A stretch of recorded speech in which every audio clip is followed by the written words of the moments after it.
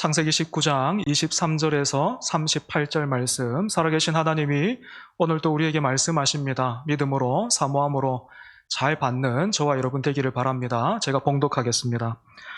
롯이 소알에 들어갈 때에 해가 돋았더라. 여호와께서 하늘 곧 여호와께로부터 유황과 불을 소돔과 고모라에 비같이 내리사 그 성들과 온 들과 성에 거주하는 모든 백성과 땅에 난 것을 다 엎어 멸하셨더라. 롯의 아내는 뒤를 돌아보았으므로 소금 기둥이 되었더라. 아브라함이 그 아침에 일찍이 일어나 여호와 앞에 서 있던 곳에 이르러 소돔과 고모라와 그 온 지역을 향하여 눈을 들어 연기가 옹기가마의 연기같이 치솟음을 보았더라. 하나님이 그 지역의 성을 멸하실 때 곧 롯이 거주하는 성을 엎으실 때에 하나님이 아브라함을 생각하사 롯을 그 엎으시는 중에서 내보내셨더라. 롯이 소알에 거주하기를 두려워하여 두 딸과 함께 소알에서 나와 산에 올라가 거주하되 그 두 딸과 함께 굴에 거주하였더니 큰딸이 작은딸에게 이르되 우리 아버지는 늙으셨고 온 세상의 도리를 따라 우리의 배필될 사람이 이 땅에는 없으니 우리가 우리 아버지에게 술을 마시게 하고 동침하여 우리 아버지로 말미암아 후손을 이어가자 하고 그 밤에 그들이 아버지에게 술을 마시게 하고 큰딸이 들어가서 그 아버지와 동침하니라. 그러나 그 아버지는 그 딸이 눕고 일어나는 것을 깨닫지 못하였더라. 이튿날 큰딸이 작은딸에게 이르되 어젯밤에는 내가 우리 아버지와 동침하였으니 오늘 밤에도 우리가 아버지에게 술을 마시게 하고 네가 들어가 동침하고 우리가 아버지로 말미암아 후손을 이어가자 하고 그 밤에도 그들이 아버지에게 술을 마시게 하고 작은딸이 일어나 아버지와 동침하니라. 그러나 아버지는 그 딸이 눕고 일어나는 것을 깨닫지 못하였더라. 롯의 두 딸이 아버지로 말미암아 임신하고 큰 딸은 아들을 낳아 이름을 모압이라 하였으니 오늘날 모압의 조상이요 작은 딸도 아들을 낳아 이름을 베남미라 하였으니 오늘날 암몬 자손의 조상이었더라. 아멘. 오늘 본문은 롯이 소알에 들어갈 때에 해가 돋았더라 라는 말씀으로 시작하고 있습니다. 소돔과 고모라 사람들에게는 어제와 다를 것 없는 평범한 하루가 또다시 시작된 거죠. 그런데 여러분, 이날은요, 심판의 날이었습니다.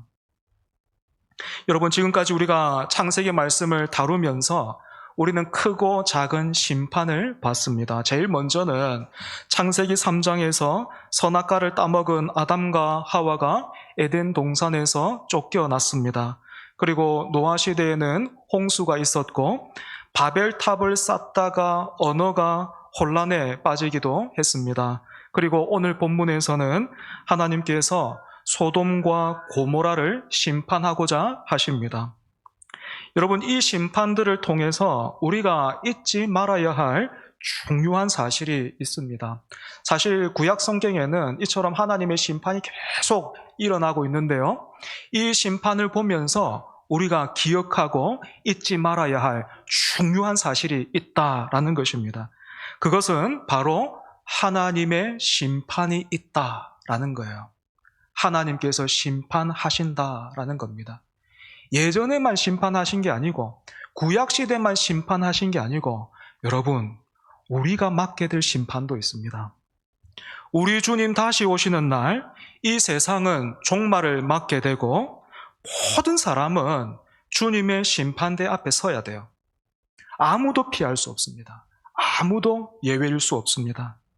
그리고 우리는 오늘도 그 심판대 앞으로 한 걸음씩 한 걸음씩 가까워지고 있어요.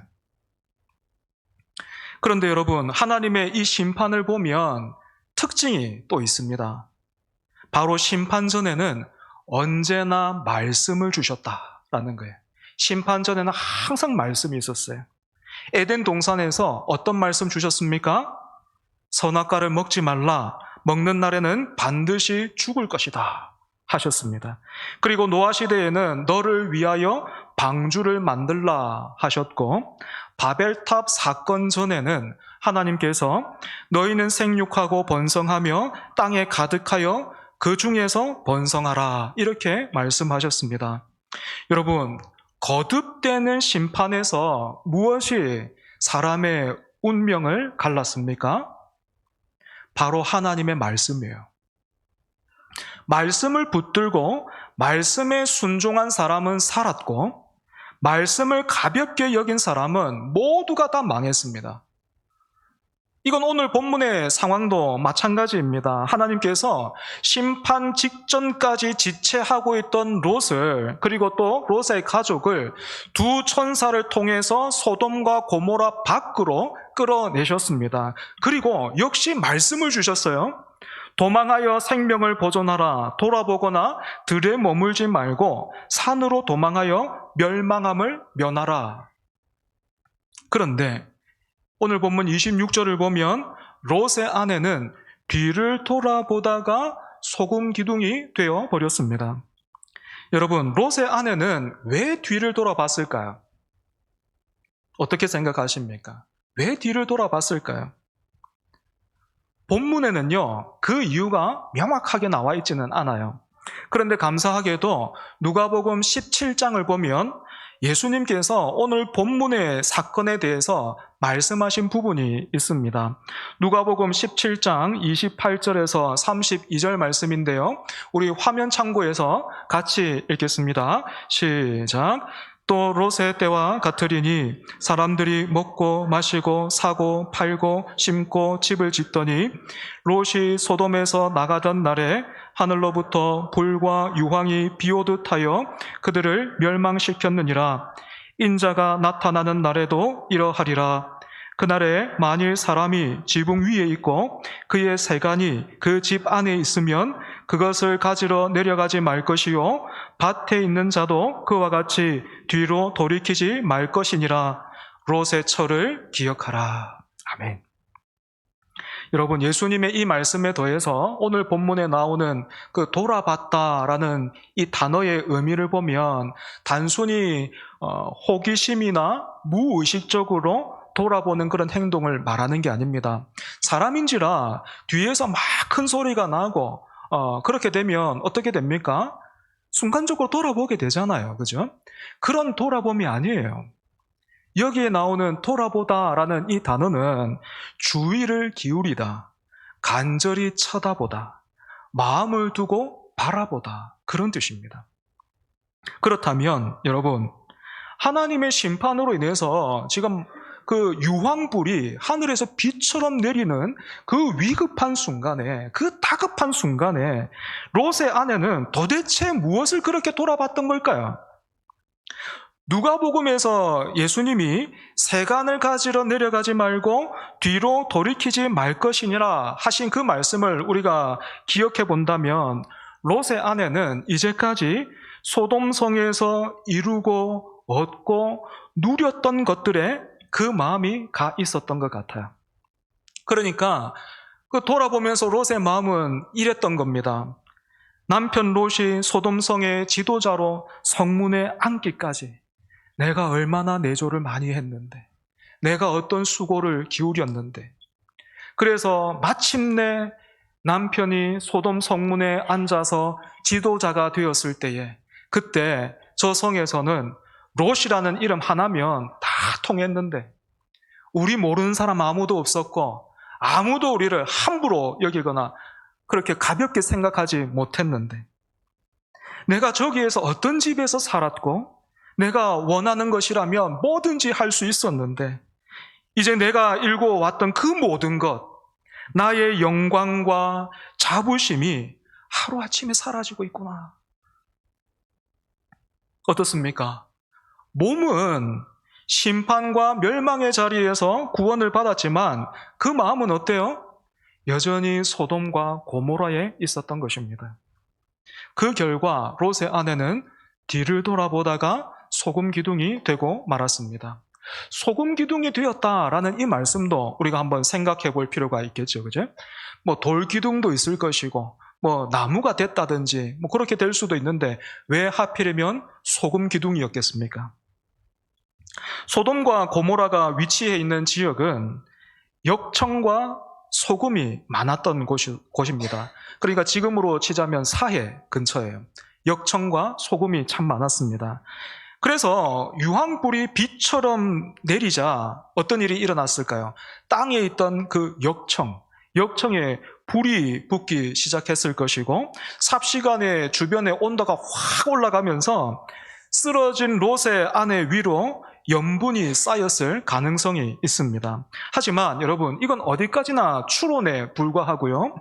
중요한 것은 뒤를 돌아보던 롯의 아내가 하나님께서 심판하시는 그 땅의 일부가 되었다라는 것, 이게 중요한 거예요. 왜 소금 기둥이 되었는가? 그것보다도 뒤를 돌아보던 롯의 아내가 심판받을 그 땅의 일부, 그 땅과 하나가 됐다. 이게 핵심이란 말입니다. 그런데 너무 두려운 것은요, 오늘날 교회 안에도 롯의 아내 같은 사람들이 있다라는 거예요. 롯의 철을 기억하라 하신 예수님의 그 말씀을 다시 우리가 좀 붙들면서 누가 나는 아니라고 할 수 있겠습니까? 그죠? 그래서 롯의 철을 기억하라 하신 이 말씀을 우리 자신한테 좀 비춰보면 좋을 것 같아요. 롯의 아내는 엄청난 영적인 특권을 받은 사람이었습니다. 롯의 아내는 남편과 더불어서 믿음의 조상이죠. 아브라함과 오랜 시간 동안 동행했어요. 아브라함과 동행하면서 하나님이 말씀하시고 그 인생을 다루시고 그 인생을 어떻게 인도하시는지, 어떻게 이끌어 가시는지 생생하게 옆에서 봤어요. 그뿐만 아니라 롯의 아내는 천사들을 통해서 심판의 자리에서 기적적으로 구원을 받았고 순종하면 살 수 있는 말씀도 받았습니다. 그런데 이 모든 특권을 받아 누렸던 사람이 뒤를 돌아보다가 소금 기둥이 된 거예요. 마찬가지로 지금도 주일마다 예배 자리에 모여서 설교를 듣고 직분도 받고 또 봉사하는 사람들이 많이 있습니다. 그 중에는 신앙의 뿌리가 몇 대를 이어온 사람들도 있죠, 그죠? 그런데도 여전히 마음과 시선은 세상을 향해 있습니다. 여러분, 왜 우리는 계속해서 롯의 아내처럼 뒤를 돌아보게 되는 걸까요? 아닌 사람 계십니까? 목사라고 해서 조금 나을까요? 아니요. 계속 뒤를 돌아봐집니다. 왜 우리는 계속해서 뒤를 돌아보게 되는 걸까요? 우리 마음에 우상이 있기 때문에 그렇습니다. 우상이 있다고요. 우리 마음에 우상이 있다고요. 우상이 무엇입니까? 팀 켈러 목사님은 하나님만이 주실 수 있는 것을 다른 데서 얻으려 하거나 하나님보다 더 의지하고 사랑하는 대상이 우상이다, 이렇게 말했어요. 우상이 뭐라고요? 하나님만이 주실 수 있는 것을 다른 데서 얻으려 하거나. 예를 한번 들어보겠습니다. 제가 알기에는 우리 성도들 중에서 그런 분들 안 계시지만 마음의 평안을 위해서 오늘은 내가 낚시를 가야 되겠다. 낚시를 하면 참 마음이 평안해지더라. 그 사람은 낚시가 우상인 거예요. 하나님만이 주실 수 있는 것을 다른 데서 얻으려 하거나 하나님보다 더 의지하고 사랑하는 대상이 우상입니다. 그러니까 롯의 아내가 뒤를 돌아봤던 것도요, 두고 온 것들의 그냥 단순한 미련이 아니었던 거예요. 아, 너무 아깝다. 아, 너무 아쉽다. 저거 다 어떻게, 그 정도가 아니었던 거예요. 그건 우상숭배였습니다. 소돔에서 쌓은 그 모든 것이 하나님이 베푸신 구원보다, 그 은혜보다 더 사랑하고 의지가 되고, 저거 없으니까 저거 다 어떻게, 저거 사라져버렸는데 이제 나 어떻게 살아? 그런 대상이었던 겁니다. 이렇게 보면 롯의 아내는 심판의 순간까지 소돔에서 얻은 것들을 예배하고 있었던 겁니다. 하나님을 믿고 하나님을 예배한 게 아니고 심판의 그 순간까지 소돔에서 얻은 그것을 뒤로 돌아보면서 예배했다고요. 여러분, 그렇다면 왜 우리는 이런 우상 숭배에 빠지게 되는 걸까요? 첫 번째로 우리가 하나님을 잘 모릅니다, 여러분. 저는 목사이기 때문에 하나님을 잘 알지만 여러분은 잘 모르죠. 그런 뜻으로 드리는 말씀이 아니고요. 저를 포함해서 우리는요, 하나님을 잘 모릅니다. 하나님을 잘 몰라요. 그러면서도 우리는 익숙해진 그 일로 믿고 있다고 착각해요. 익숙해져 있기 때문에 안다라고 착각합니다. 교회에 나오고 성경을 제법 찾을 수 있고 예배 순서에 익숙해져 있고 이 자리에 앉아 있는 것들이 별로 불편함이 없기 때문에 또 주일만 되면 시간이 되면 꼬박꼬박 이렇게 나오고 있기 때문에 거기에 익숙해져 있기 때문에 나는 하나님을 믿고 있다. 나는 하나님을 알고 있다. 착각한단 말이에요. 대표적인 예가 예수님 당시에 바리새인들이었어요. 여러분, 바리새인들 어떤 사람입니까? 우리는 한 주에 한 구절 암송하는 것도 너무 힘든데 바리새인들 어떤 사람입니까? 말씀 암송의 도사입니다. 구약 성경을 그냥 꿰고 있죠. 그죠?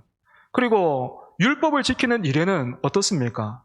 그 열심은 타의 추종을 불허하죠. 그죠?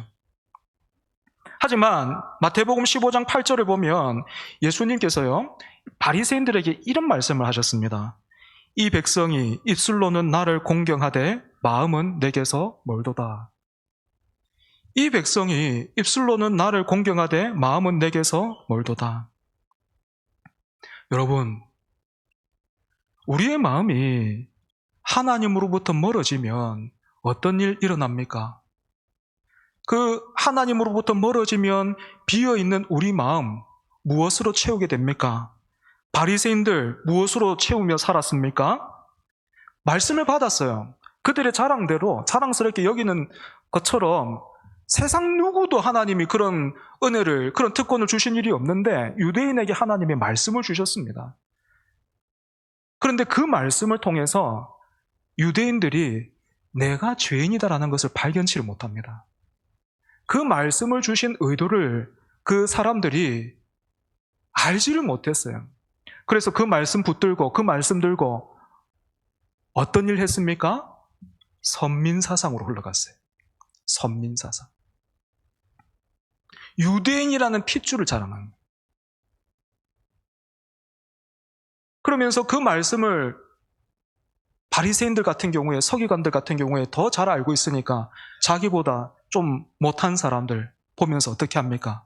차별하는 거예요. 자기를 높이고 다른 사람들을 판단하면서 조금 못한 것 같으면 비판하고 정죄하고 차별하는 거예요.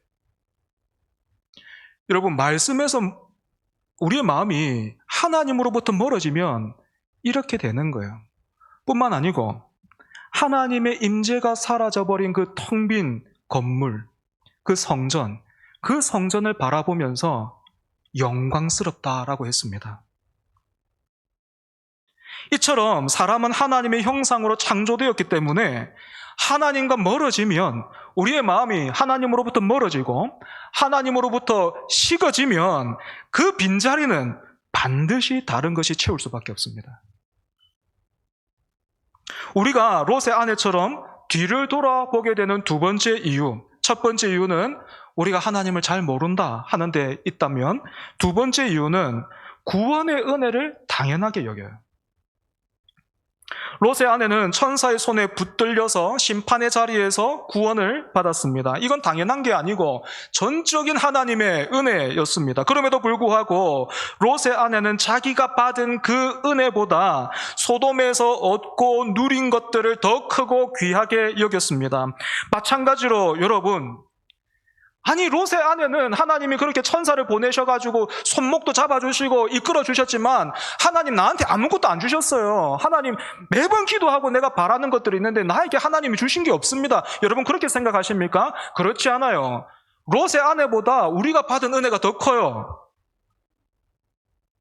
하나님께서 매주 우리를 예배의 자리로 부르시는 이것이 얼마나 큰 은혜고 특권인지 모릅니다. 천사가 롯의 아내의 손을 붙들어서 구원했듯이 이 마지막 때에 점점 어두워져 가고 있는 이 세상, 점점 사람들이 그래서 끼어지고 있는 이 세상, 점점 하나님으로부터 멀어지고 있는 이 세상에서 하나님께서 우리의 손을 붙들고 말씀으로 우리의 영혼을 깨우시고 두드리시면서 더 깊은 예배의 자리, 더 풍성한 은혜의 자리로 우리를 몰고 가시잖아요. 그런데 우리가 이런 은혜를 가볍게 여기고 그저 그냥 한 손만 하나님께 내어드린 채 시선은, 마음은 세상을 향하고 있다면, 여러분 이런 모습들 다 경험하셨을 거예요. 자녀들 다 키워보셨으니까. 자녀들 마트 데리고 한번 가보십시오. 절대 가면 안 되는 코너 있죠. 뭡니까? 장난감 코너. 세상에 저도 제 애가 마트에서 누울 줄 몰랐어요. 바닥을 길 줄 몰랐습니다. 첫째, 둘째는 너무 애가 착해가지고 방심하고 있다가 그냥 하나님이 맛보여 주셨는데 막내가 그냥 막 기기 시작하는 거예요. 제가 충격을 받았습니다. 얼마나 화가 나든지. 그래서 차마 목사니까 이거 뭐 어떻게 할지는 모르고 어르고 달랬죠. 엄마 아빠 간다. 니 여기 있어라. 엄마 아빠 간다. 상관없어요. 안 들려. 네. 진짜 간다 하면서 갔습니다. 어느 정도 가가지고 이렇게 옆에 슬쩍 봤죠. 이 강팍한 심령이, 그죠? 여러분 봤죠? 경험했죠? 손 붙잡고 가는데 애 시선은 어디에 있습니까? 그래도 엄마 아빠가 나를 사랑하시는구나.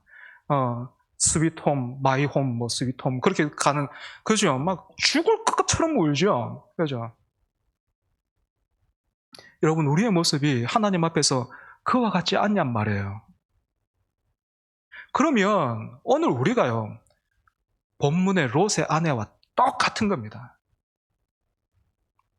제가 기억을 더듬어 보면 예전 목사님들 이 본문으로 설교하시면서 이렇게 말씀하셨습니다. 여러분 돌아보지 마십시오. 절대로 돌아보면 안 됩니다. 돌아보면 큰일 나는 거예요. 이렇게 외치셨던 걸로 제가 기억합니다. 그런데 제가 말씀을 준비하면서 이런 생각 들더라고요. 하나님을 믿고는 있어도 하나님의 은혜와 영광에 눈을 뜨지 못하면 세상을 돌아볼 수밖에 없구나. 다시 한번 예를 들어 보겠습니다. 여러분이 어떤 아파트에 살고 계시는지 모르겠습니다. 그런데 요즘은 아파트도 다 브랜드가 있으니까요. 그죠?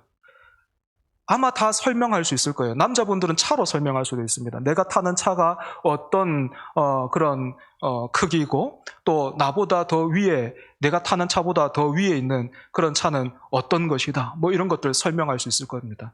세상의 영광에는 우리가 눈이 밝습니다. 내가 누리고 있는 영광은 이것이고 저기에는 저런 영광이 있다라고 세상의 영광에는 눈이 밝아져 있단 말이에요. 그런데 이 말씀을 통해서 하나님의 은혜와 영광에 우리가 눈을 뜨지 못하면 세상을 돌아보게 되는 거죠. 그런 의미에서 여러분의 말씀을 통해서 또 예배의 자리에서 세상의 영광보다 더 크고 귀한 그런 영광을 보고 계십니까? 세상의 것을 가져도 기쁨은 있지만 훨씬 더 깊숙이 우리의 깊은 것을 만지고 회복시키고 채우고 불면 날아가고 뭐 며칠 지나면 없어지는 그런 기쁨이 아니고 우리 안에서부터 막 솟아나는 여러분 그 기쁨, 여러분 그 기쁨은 아십니까? 이 영광과 기쁨이 얼마나 크고 풍성했으면 사도 바울은 그리스도 예수를 아는 지식이 가장 고상해서 세상의 모든 것이 배설물과 같다라고 고백했습니다. 여러분, 세상을 압도하는 영광과 기쁨이 예수 그리스도 안에서 우리에게도 허락되어 있어요. 세상을 압도하는 영광과 기쁨이 우리에게도 예수 그리스도를 통해서 약속되어 있다고요.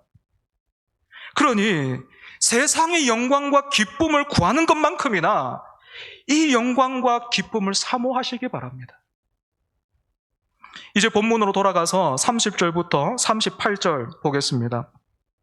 앞에서는 롯의 아내가 돌아보지 말라라는 하나님의 명령에 불순종했다면 롯은 산으로 도망가라라는 하나님의 말씀에 타협했습니다. 그래서 산으로 가는 대신에 소돔과 고모라 근처에 있던 소알이라는 성에 들어가서 살게 됐는데 30절 보면 롯이 소알에 거주하기를 두려워했다 이렇게 되어 있습니다. 여러분, 롯이 무엇을 두려워했을까요? 왜 두려워했을까요? 이 역시도 본문에 직접적으로 이유가 나와 있지 않기 때문에 추론해 볼 수밖에는 없습니다. 아마도 소돔과 고모라의 그 심판, 여러분 한번 상상해 보십시오. 하늘에서 유황불이 막 떨어져 가지고 소돔과 고모라가 멸망당했어요. 그 성이 그냥 그 본문 보면 엎어졌다, 엎으셨다라는 그 표현이 계속해서 반복되고 있거든요. 엄청난 재앙이었어요. 엄청난 심판이었어요. 그거 경험했으니까 굉장히 트라우마 같은 그런 것들이 남아 있었겠죠. 그러니까 롯은 소알에 살고 있으면서도 이렇게 생각했을 수 있습니다. 여기도 어느 날 갑자기 심판의 그 비가 유황불이 떨어질지도 모르겠구나. 그런 두려움이 있었을 수도 있습니다. 그래서 롯은 두 딸을 이끌고 산으로 올라가서 굴에 살기 시작했습니다. 산으로 도망가라라는 그 말씀대로 결과적으로는 산에 왔으니까 순종한 거다라고 생각하실지 모르겠는데 여러분 그렇지 않습니다. 산으로 도망가라라는 명령을 처음 받았을 때 그때 산을 향해서 달려갔다면 그건 믿음으로 순종한 게 맞지만 소알을 거쳐서 지금 산으로 간 것은요 믿음이 아니라 두려움 때문에 올라간 거예요. 그리고 이렇게 두려움으로 숨어든 굴에서 어떤 일이 일어났습니까? 두 딸이 아버지를 범하지요. 일찍이 소돔에서는 아버지 롯이 소돔 성의 방식대로 집을 둘러싸고 있던 무리에게 두 딸을 내어주려고 했다면 이제는 역전됐어요. 두 딸이 소돔의 방식대로 아버지를 범한 것입니다. 그 과정 중에 한 장면만 보면 31절에 큰딸이 작은딸에게 이렇게 말합니다. 우리 아버지는 늙으셨고 온 세상의 도리를 따라 우리의 배필될 사람이 이 땅에는 없으니 큰딸이 상황을 냉정하게 분석하고 대책까지 세우고 있습니다. 그런데 여러분 여기에 뭔가 빠졌죠? 뭐가 빠졌습니까? 하나님이 계시지 않습니다. 말씀이 없어요. 이런 큰딸의 모습과 결정을 통해서 우리는 아버지 롯의 신앙을 다시 생각하게 됩니다. 산으로 도망가라는 말씀에 끝까지 세상에 한 발을 걸친 채 머뭇거리고 타협하던 그 신앙이 결국에는 자신뿐만 아니고 자녀들에게까지 무서운 결과를 낳고 있는 겁니다. 그래서 여러분, 롯의 큰딸이 낳은 아이의 이름이 뭡니까? 모압입니다. 모압이라는 이름은 아버지로부터 유래한 자, 다시 말해서 내 아버지 아들이라는 뜻입니다. 그리고 작은 딸이 낳은 아이의 이름은 베남미인데 나의 친족의 아들이라는 뜻이에요. 그리고 이 베남미가 바로 암몬 족속의 조상이 되죠. 이렇게 롯과 두 딸로 인해서 시작된 모압과 암몬 족속은 훗날 아브라함의 후손들이죠. 이스라엘 백성들의 대적이 됩니다. 그리고 신명기를 보면 모압과 암몬 족속은 하나님의 총회에 영원히 들어올 수 없다. 이렇게 되어 있습니다. 단 여기에서 알아야 할 게 하나 있습니다. 유대인들은 이방 사람들 중에서도 이 출신 배경 때문에요. 모압과 암몬 사람들을 유난히 멸시했습니다. 하지만 하나님께서 모압과 암몬은 영원히 하나님의 총회에 들어올 수 없다라고 하신 것은 그들의 출신 배경 때문에 그런 게 아니고요. 이스라엘 백성들이 출애굽을 해서 광야를 걸어가고 있는데 그때 모압과 암몬이 이 백성들을 회방했기 때문에 그렇습니다. 그런데 여러분, 여기에서 놀라운 사실은 모압과 암몬의 이야기가 이것으로 끝나지 않는다라는 거예요. 이 어디 막 내놓을 수도 없는 이 수치스러운 이야기, 그리고 또 하나님이 영원히 총회에 들어올 수 없다라고 하신 이 민족의 이야기가 이걸로 끝나지 않는다라는 거예요. 룻기 아시죠? 롯 말고 룻기. 룻의 출신이 어딥니까? 모압 사람입니다. 모압 여인 룻입니다. 룻은 남편을 잃고서도 친정으로 돌아가라라는 시어머니 나오미의 그 말을 거부하고 이런 고백을 하지요. 어머니의 백성이 나의 백성이 되고 어머니의 하나님이 나의 하나님이 되시리니. 이 고백과 함께 시어머니와 이스라엘에 들어와서 삽니다. 그러다가 누굴 만납니까? 보아스라는 남자를 만나죠. 그래서 이 룻과 보아스 사이에서 태어난 사람이 아들이 누굽니까? 이거 알면 성경 좀 읽는 분들인데. 네? 두자. 오벳. 오벳에게서 난 아들이 누굽니까? 네, 맞아요. 이세. 이세에게서 누가 납니까? 다윗. 그죠? 그리고 이 룻은 예수님의 족보에 오른 여인 중에 한 명이 되죠. 말씀을 정리하겠습니다. 여러분, 소돔과 고모라의 심판의 해가 떠올랐던 것처럼 하나님의 심판이 있습니다. 우리가 다 그 심판대 앞에 서야 돼요. 누구도 예외가 없습니다. 오늘 우리는 그 심판대 앞으로 한 걸음씩 다가가고 있어요. 여러분은 이 심판대 앞에 설 준비가 되어 있습니까? 하나님의 명령에 불순종해서 소금 기둥이 되어버린 롯의 아내, 그리고 하나님의 명령에 지체하고 타협하면서 살았던 롯의 삶을 보면서 오늘 우리가 확인하고 또 붙들어야 할 사실 무엇입니까? 하나님 말씀대로 사는 게 제일 잘 사는 길이라는 거예요. 하나님 말씀대로 사는 게요, 제일 안전합니다. 산으로 도망가라 하면 그냥 도망가야 되는 거예요. 아이고, 내 생각에는, 아이고, 나는 힘이 없어가지고. 여러분, 그러면 안 된다는 거예요. 산으로 도망가라 하면 그냥 가야 되는 거예요. 서라 하면 서야 되는 거예요. 가라 하면 가는 거예요. 하라 하면 하는 거예요. 하지 말라 하면 하지 마는 거예요. 말씀대로 사는 게 제일 안전합니다. 말씀대로 사는 게 제일 잘 사는 길이에요. 한 번밖에 없는 인생, 제일 후회 없이 가장 영광스럽게 가장 잘 사는 게 하나님의 말씀대로 사는 겁니다. 죄와 사망의 자리에 있던 우리를 예수님께서, 하나님이 그 아들을 통해서 건져내셨어요. 롯은 두 천사를 통해서 건져내셨다면 오늘 우리는요, 그 아들을 통해서 건져내셨습니다. 그리고 성령께서 우리를 붙들고 계십니다. 그러니 어떻게 해야 되겠습니까? 세상을 돌아보거나 타협하지 말고 지체하지 말고 하나님의 말씀에 있는 그대로 순종하기를 힘쓰는 저와 여러분 되기를 바랍니다. 우리 말씀을 기억하면서 함께 찬송합니다. 주님 뜻대로 살기로 했네.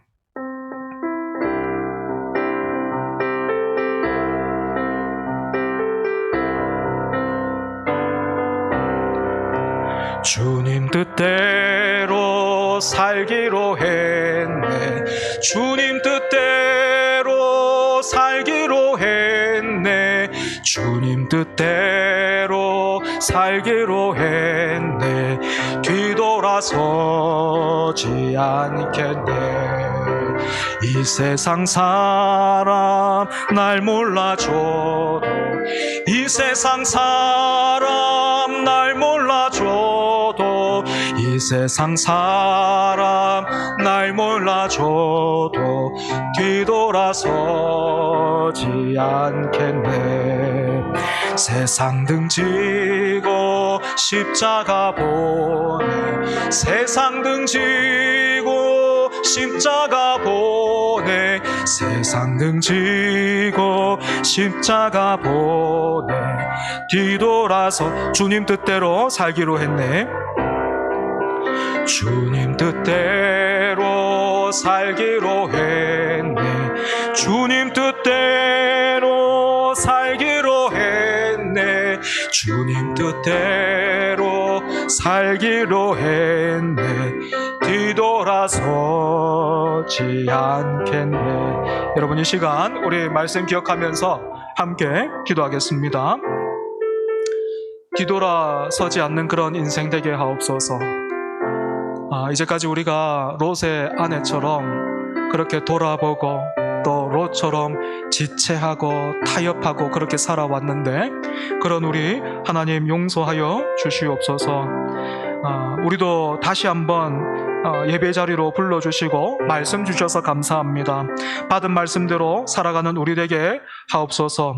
골고다 언덕길 오르신 예수님처럼 이 세상 사람 날 몰라줘도 주님 따라가는 우리 되게 해달라고 이 시간 같이 한번 기도하겠습니다. 아버지 하나님, 감사합니다. 하나님, 롯과 그 가족들, 롯의 아내, 하나님 두 천사를 통하여서 그 손을 잡아서 이끌어내셨다면 하나님께서 오늘 우리는 그 아들을 통하여 죄와 사망의 자리에 있던 우리를 건져내셨습니다. 뿐만 아니라 성령께서 친히 우리를 붙들고 계십니다. 하나님, 그런 우리에게 말씀하여 주시니 감사합니다. 다시 돌아보지 말라 하나님 말씀해 주시니 감사합니다. 하나님, 받은 말씀대로 순종하는 우리 될 수 있게 하여 주시옵소서. 우리의 삶을 돌아보면, 이제까지 우리의 삶을 돌아보면 하나님, 우리가 롯의 아들처럼 살아왔습니다. 돌아보면서 하나님을 잘 모르는 상태로 우상 숭배하며 바리새인들처럼 하나님 그렇게 살아왔는데, 주님 그런 우리를 용서하여 주시고 아버지 돌아서지 않게 하시고 타협하지 않게 하시고 아버지 하나님 말씀대로 주신 말씀대로 아버지 하나님 순종하며 살아가는 우리 될 수 있도록 주님 은혜 다하여 주시옵소서.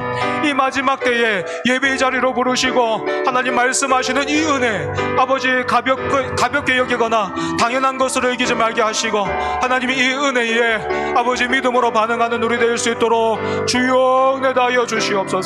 이 마지막 때에 다른 것으로 충만한 것이 아니라 은혜와 믿음으로 성령으로 충만한 우리들 될 수 있도록 주여 붙들어 주시옵소서. 하나님 아버지, 오늘 또 우리를 붙들어 주시고 말씀해 주셔서 감사합니다. 이제까지 우리가 세상의 영광과 기쁨에 젖어서 입으로만 하나님을 믿고 마음으로는 다른 것을 섬겨왔습니다. 그래서 하나님 앞에 한쪽 손만 내어드린 채 세상을 뒤돌아보며 살아왔습니다. 이런 우리 용서하여 주옵소서.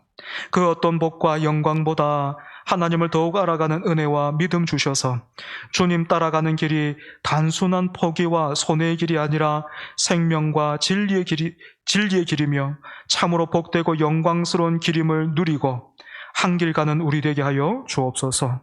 예수님 이름으로 기도합니다. 아멘.